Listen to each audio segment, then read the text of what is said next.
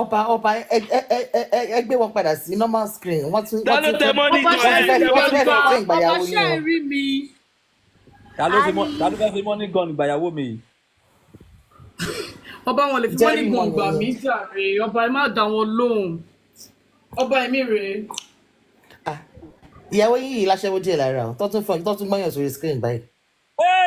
Kí ló dì sẹ́yìn yìí?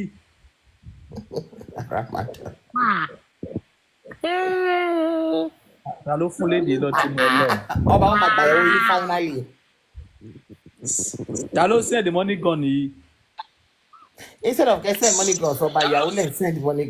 Okay, mo ti gbọ́. Ọba wọ́n send money gun wọ́n send money gun sẹ́yìn tẹ́jọ́ kan.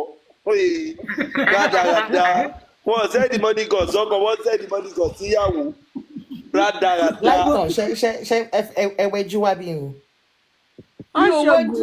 Ọba ni mo tẹ̀lé wa, mo ń bọ̀ láti patí ni o.